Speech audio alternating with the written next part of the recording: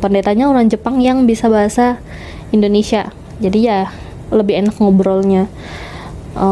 Cuman setiap kali pertanyaan aku itu pasti ya jawabannya tuh ujung-ujungnya tuh kayak nggak boleh nanya lagi katanya. Udah, kalau kamu masih bertanya berarti kamu nggak beriman sama Kristus. Aku bilang,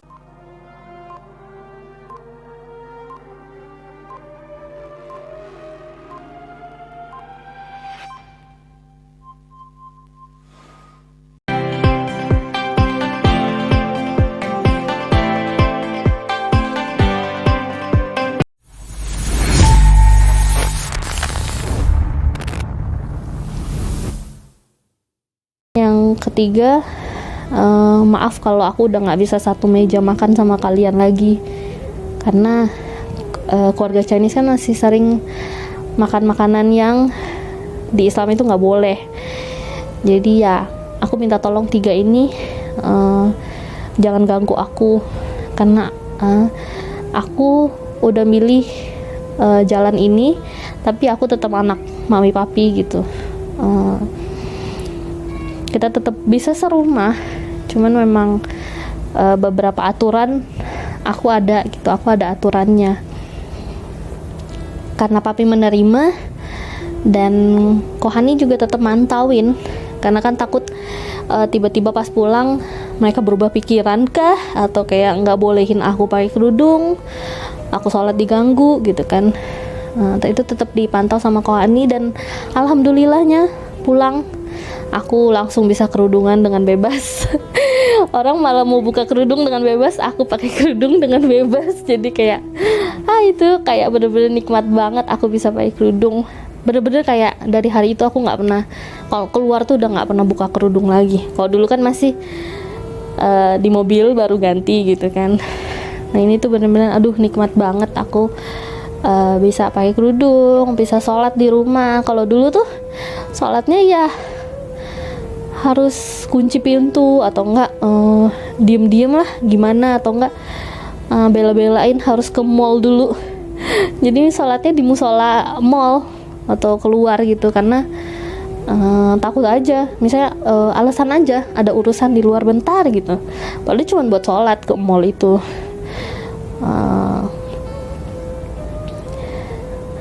Ya alhamdulillah pas pulang keluarga menerima dengan baik, dan surprise-nya lagi nggak lama kemudian ada yang melamar. Iya. Nah ini juga sebenarnya dia tuh yang melamar aku juga teman waktu zaman SMA di Jakarta. Nah itu kenalan, tapi aku nggak tertarik karena dia Chinese. Karena aku nggak suka sama yang Chinese. Jadinya tapi juga waktu itu aku nggak tahu kalau dia ternyata Islam, karena ya FYI suami aku Chinese Muslim tapi udah dari lahir, tapi karena mukanya Chinese aku nggak pernah tahu kalau dia tuh ternyata Islam. Tapi aku juga nggak tertarik karena aku nggak suka sama Chinese. Cuman waktu itu dia tahu aku masuk Islam, dan dia hubungin aku. Cuman aku masih belum kepikiran buat nikah atau gimana, karena aku mau fokus belajar Islam sama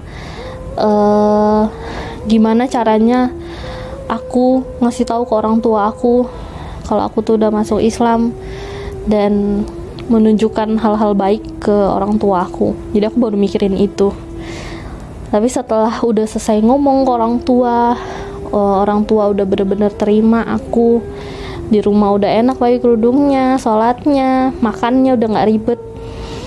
Nah itu alhamdulillah Allah juga kasih jodohnya datang melamar, dan alhamdulillahnya juga keluarga menerima karena dia Chinese.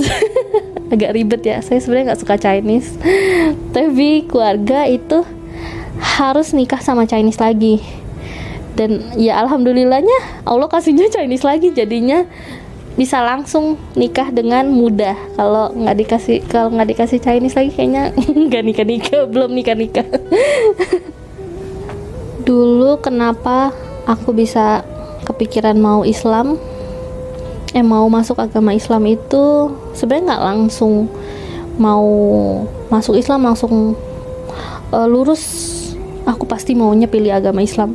Sebenarnya nggak juga, karena sebelum itu aku tuh bener-bener kayak masa sih aku harus lihat agama orang lain dulu, aku belajarin agama aku dulu aja yang dulu Kristen kan dulu. Jadinya aku serajin itu baca Alkitab, aku buka-buka lagi, aku denger lagi khotbah-khotbah di YouTube. Bahkan waktu di Jepang juga kan masih sering ke gereja buat nanya-nanya ke pendetanya. Pendetanya orang Jepang yang bisa bahasa Indonesia, jadi ya lebih enak ngobrolnya. Cuman setiap kali pertanyaan aku itu pasti ya jawabannya tuh ujung-ujungnya tuh kayak nggak boleh nanya lagi katanya. Kalau kamu masih bertanya berarti kamu nggak beriman sama Kristus. Aku bilang bukannya nggak beriman sih ya, tapi kan aku butuh jawaban yang lebih detail, aku butuh jawaban yang lebih jelas, yang aku juga nggak tahu ya kenapa aku bisa berpikir seperti itu di umur aku masih belasan itu. Karena basicnya keluarga aku agamanya biasa aja sebenarnya, nggak terlalu gimana banget. Tapi aku juga nggak tahu kenapa aku itu kayaknya cuman aku satu-satunya yang mempunyai pertanyaan kenapa di Alkitab tulisannya kayak gini, tapi nggak dijalanin, atau enggak kenapa ya Nabi Muhammad yang bikin aku bener-bener itu bener-bener bertanya itu kayak kenapa gimana bahasanya ya, kayak sebenarnya Nabi Muhammad itu ada nggak sih di dunia ini? Karena selama aku dari lahir di agama Kristen belajar Alkitab nggak pernah dikasih tahu sama sekali orang yang namanya Nabi Muhammad ini.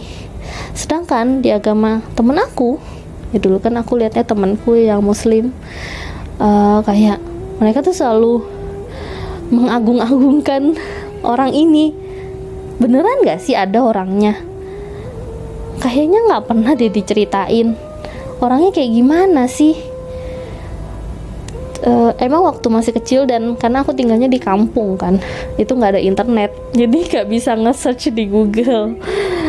Jadinya waktu besar, waktu udah mulai kenal internet, udah bisa nyari, dan memang itu di umur yang aku udah kuliah di Jepang. Jadinya pas lagi nyari-nyari, aku ketemu buku 100 orang yang berpengaruh di dunia. Padahal yang bikinnya bukan Muslim, orang bule yang bikinnya. Terus kayaknya dia juga bukan orang yang sering nulis buku agama, atau dia kayak ngerti Al-Quran, atau dia ngerti hadis, atau dia ngerti apapun lah tentang Islam. Tapi nomor 1 di buku yang dia bikin itu Nabi Muhammad, orang yang paling berpengaruh di dunia ini. Jadinya kayak ada toh orangnya gitu, siapa sih gitu. Nah dari situ aku memang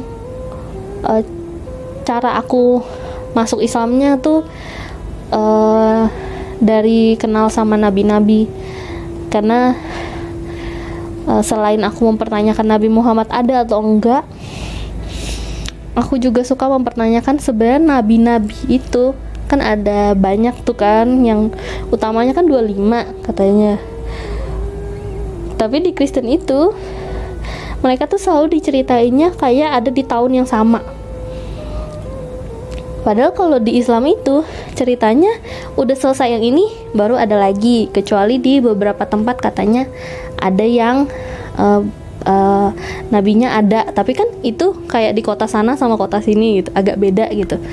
Nah ini tuh kalau di Kristen tuh seakan-akan dia tuh sama semua, sampai mereka bisa ngumpul temenan, atau bahkan aku mempertanyakan sebenarnya Yesus itu ada bapaknya apa enggak, karena di waktu aku masih kecil Bunda Maria itu katanya nikah sama Nabi Yusuf, sedangkan kalau di Islam perbedaan datangnya itu beda gitu. Nabi Yusuf tahun berapa, ini Yesus Nabi Isa lahirnya kapan, itu kenapa bisa ceritanya beda. Kalau misalnya kata orang perbedaan Kristen sama Islam itu cuma di Nabi,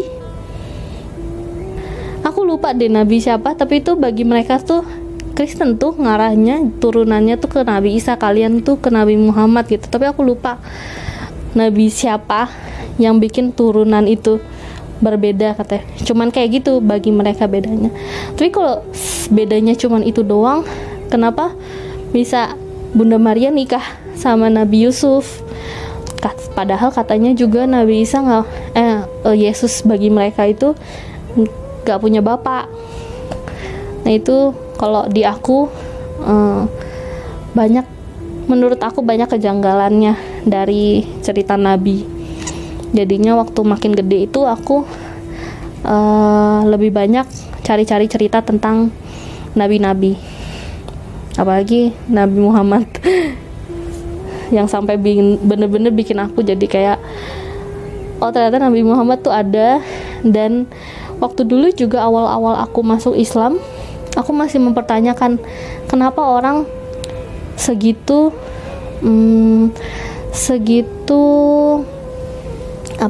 mengagung-agungkan Nabi Muhammad, sampai orang sholawat, orang apa kayak gitu. Namanya kan baru masuk ya baru masuk Islam, jadi masih belajar terus, kayak berpikir nggak takut apa nanti orang-orang jadi nganggep dia yang kayak Tuhannya. Kalau di Kristen kan ujung-ujungnya orang jadi nganggep orang terlalu mengagung-agungkan Yesus sampai jadinya dia yang Tuhan, padahal katanya di Trinitas ada Bapak lagi. Nah kayak gitu ya, aku tadinya kayak kenapa Nabi Muhammad harus digitu-gituin, terlalu diagung-agungkan misalnya. Itu juga aku banyak belajar gitu. Iya, ya kan dulu kan nggak ada pemberitahuan tentang siapa Nabi Muhammad ini, taunya kan pas gede gitu kan. Sebenarnya kalau dari temen atau saudara atau lingkungan, aku nggak terlalu peduli karena emang basicnya cuek. Ada temen yang mungkin ngatain, ngapain masuk Islam, ngapain pakai baju kayak gitu, ih nggak takut apa mukanya kelihatan bulat pakai kerudung, nggak bagus katanya gitu.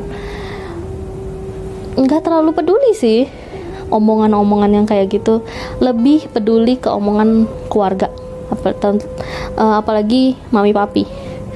Jadi kayak yang penting aku udah jalanin sebaik mungkin, aku nggak malu-maluin mereka, nggak berbuat hal buruk dan membuat nama keluarga jadi nggak bagus. Aku lebih peduli ke omongan orang tua aja. Makanya waktu mau nikah juga kayaknya hal terberatnya mau nikah deh, karena sama keluarga kan diomongin harus gimana. Karena waktu itu keluarga tuh minta nikahnya jangan pakai kerudung, karena biasanya kan orang nikahannya maunya gede-gede, acara resepsi besar-besaran, party-party. Nah dia maunya anaknya nggak pakai kerudung, karena sebenarnya kalau pakai kerudung kan kita jadi kelihatan banget kamu tuh apa agamanya. Kok orang yang nggak pakai kerudung kan nggak ketahuan dia tuh agamanya apa.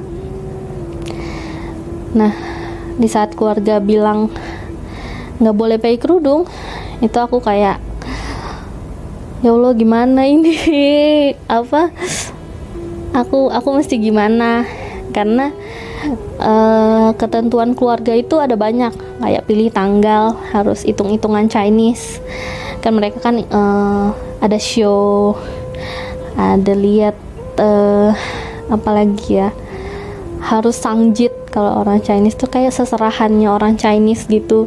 Itu tuh barang-barangnya tuh aneh-aneh, ada lilin, kain merah. Bahkan kalau yang orang Chinese nya yang beneran pakai kaki babi seserahannya, itu tuh aku agak gimana ya, pakai kaki babi gitu kan, kita kan nggak boleh. Nah, jadi waktu sama keluarga itu sebenarnya udah kayak ada ketentuan-ketentuannya, mereka harus tanggalnya, termasuk sangjit, seserahan itu di orang Chinese itu agak aneh-aneh, ada lilin, ada kain merah, ada kaki babi, yang ya gimana, kita kan nggak boleh ya bawa-bawa kaki babi, buat apa gitu kan.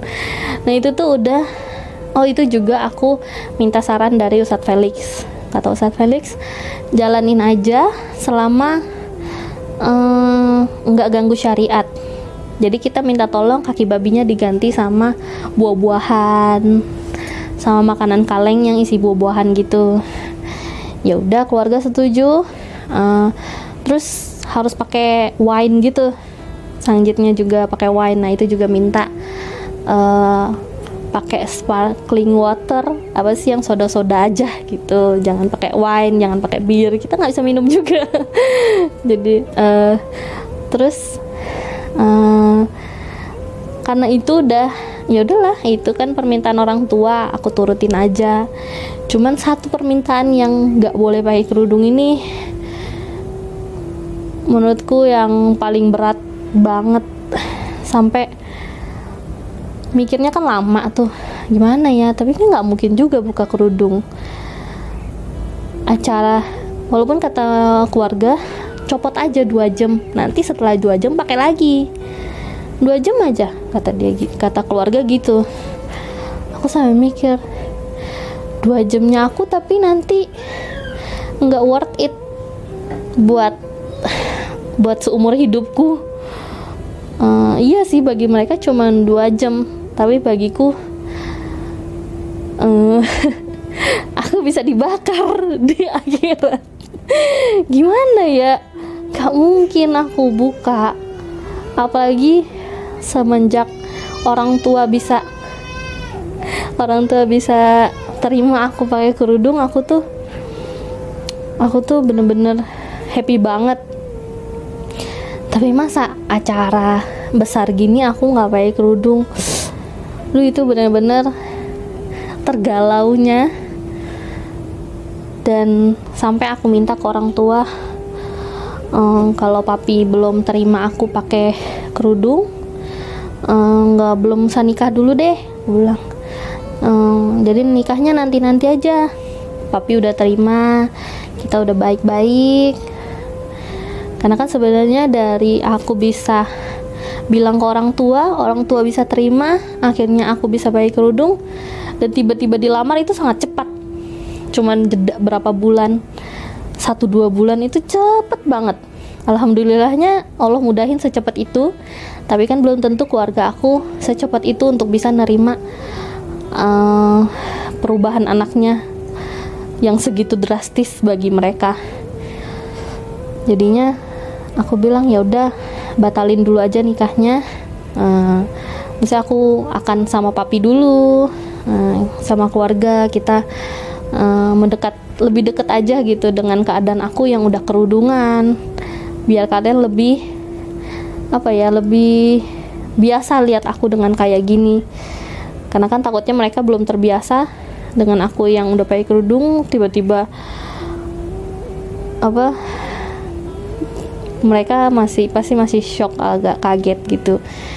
Jadi aku bilang ya deh kita batalin dulu aja, nanti baru nikah lagi. Ya kalau cowoknya masih mau nunggu silahkan, kalau nggak mau juga ya nggak apa-apa gitu. Cuman itu bikin keluarga aku juga jadi bingung.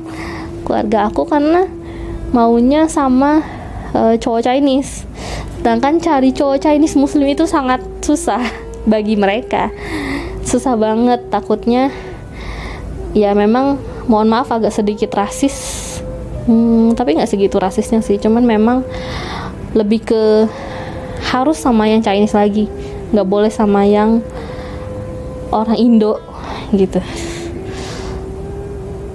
Jadi kayak ya udah deh, akhirnya keluarga aku yang ngalah, karena aku udah nerima yang lain kayak tanggal, acara-acara yang pakai tradisi Chinese itu aku terima semuanya, dan aku cuma minta satu aja, yang pakai kerudung ini nggak bisa diganggu gugat, aku bilang. Termasuk acara-acaraku yang jamnya bagi mereka agak aneh, karena jam-jamnya kan aku pilih-pilih jam yang bisa berhenti buat sholat, dan cari tempat acaranya yang ada musolanya gitu. Cuman minta tolong itu aja, yang jangan diganggu gitu. Ya alhamdulillahnya mereka juga mikir dan menerima aku bisa nikah, bisa acara semuanya pakai kerudung, nggak buka kerudung.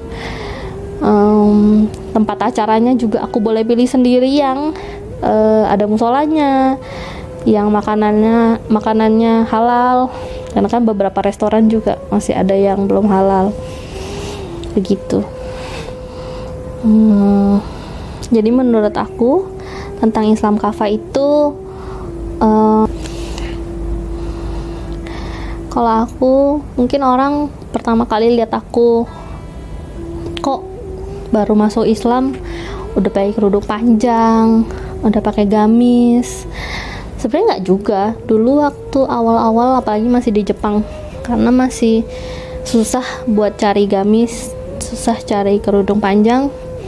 Aku di Jepang itu bela-belain cari orang yang jualan baju dress atau shawl. Kok mereka kan ada kerudung, jadinya aku beli shawl yang buat di leher, tapi aku pakai di kepala, biar yang penting aku bisa tutup auratku. Kenapa aku segitu kekehnya mau tutup auratku setelah masuk Islam? Selain kalau di Indo kan lebih gampang ya carinya, jadi aku bisa tutupnya tuh lebih gampang, nyari belinya. Kenapa aku bisa kayak gitu? Karena kayak mikir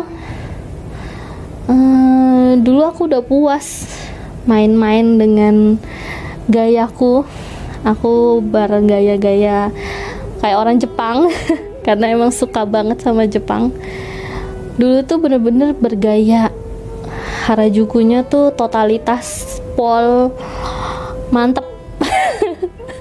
Kalau pokoknya segitu niatnya deh, kayak sampai orang tuh nggak pernah ngira aku orang asing, mereka tuh selalu ngira aku orang Jepang, karena segitu bergaya Jepangnya aku.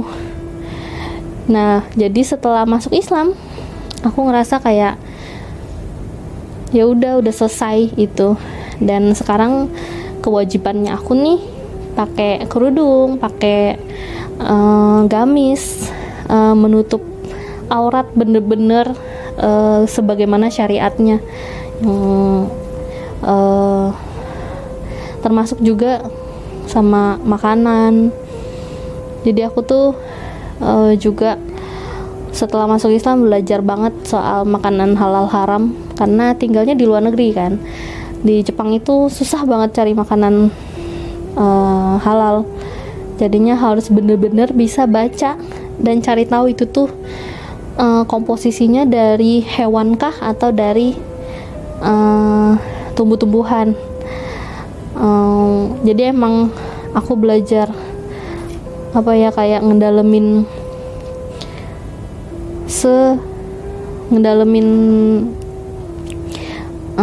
buat ngejalanin Islam secara kafah tuh segitunya, karena Ya kemarin udah selesai happy-happynya. Sekarang ya harus lebih rajin, termasuk ngajinya, termasuk aku juga ikut liko, kalako, segala macam semuanya. Jadi bener-bener apa ya, setelah masuk Islam tuh bener-bener serius, karena kalau nggak serius apa bedanya sama aku waktu aku di agama Kristen aku yang dulu. Karena ya menurut aku ya agama Kristen itu dulunya aku ke gereja dan beribadah seadanya aja, karena biasanya cuma disuruh datang, hari Sabtu datang ya, hari Minggu datang ya, ya udah datang, tanpa di Alkitab itu sebenarnya menjelaskan kita itu ibadahnya hari apa, jam berapa. Itu kan sebenarnya di Alkitab gak ada. Tapi kalau kita di Islam kan dikasih tahu kita harus ibadah sholatnya 5 waktu. Kita juga harus cari ilmu apa? Kayak ngaji-ngaji gitu kan, sebenarnya kita nggak boleh nggak mencari itu kan. Gimana ya bahasanya tuh? Kita harus cari ilmu kan di Islam itu. Nggak boleh kita bengang-bengong kayak bilang nggak tahu ilmu itu kan juga Allah nggak boleh kita tuh nggak cari ilmu. Jadi ya harus aku jadi bingung. Jadi ya kalau udah masuk Islam harus lebih rajin belajarnya.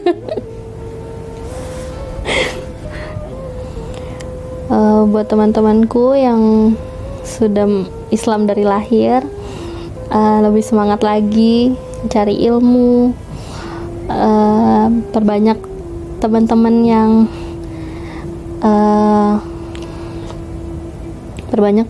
yang bisa mendekatkan kita sama Allah,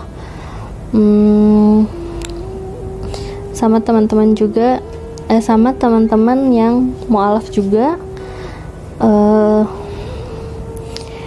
Kalau ada kendala bisa hubungin aku. Kita bisa sharing bareng. Aku juga biasa bantuin teman-teman mualaf yang lain, karena aku ngerti rasanya sendiri, bingung mau cerita ke siapa atau gimana solusi untuk ngomong ke orang tua. Karena kita pasti butuh sahabat taat buat bareng-bareng jalanin ini, karena emang pasti sulit. Nggak mungkin segampang itu.